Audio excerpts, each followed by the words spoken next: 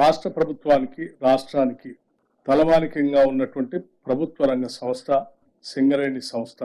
ఈ సంస్థ కార్యకలాపాల్లో పెద్ద ఎత్తున కార్మికుల శ్రమశక్తి వలన ప్రొడక్షన్ పెంచుతూ తద్వారా రాష్ట్ర ప్రభుత్వానికి సంబంధించినటువంటి విద్యుత్ శక్తి ప్రాజెక్టులకే కాకుండా ఇతర సంస్థలకి పరిశ్రమలకి ఇతర రాష్ట్రాలకు కూడా బొగ్గును ఎగుమతి చేస్తూ తెలంగాణ రాష్ట్రానికి పేరు ప్రఖ్యాతులు తీసుకొస్తున్నటువంటి సింగరేణి యాజమాన్యం కార్మికుల యొక్క శ్రమని వారు సాధించినటువంటి లాభాలని కార్మిక సోదరులకు పంచేటువంటి ప్రక్రియ రాష్ట్ర ప్రభుత్వం చాలా సంతోషంగా ఈరోజు ప్రకటిస్తా ఉంది.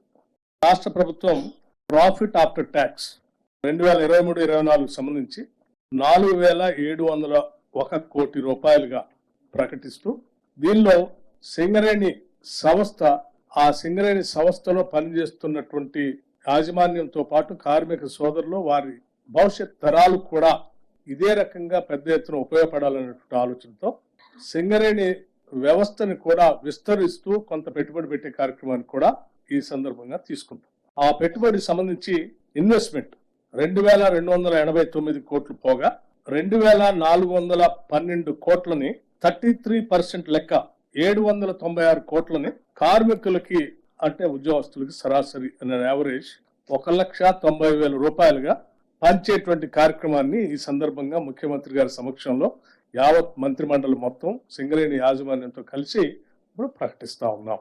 దీనికి మేమంతా చాలా సంతోషిస్తా ఉన్నాం. ఇంత పెద్ద ఎత్తున పంచుతున్నాం.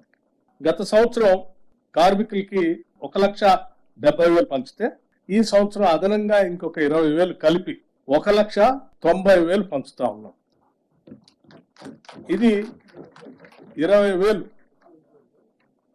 అదనంగా మనం ఈ సంవత్సరం కార్మికులు పంచుతాము. ఇది కాకుండా కూడా ఇంకా కార్మికుల భవిష్యత్తు కోసం పెద్ద ఎత్తున సింగరేణి సంస్థ చేత విస్తరించడానికి తీసుకోవాల్సిన చర్యలు కూడా చేపడతా ఉన్నాం.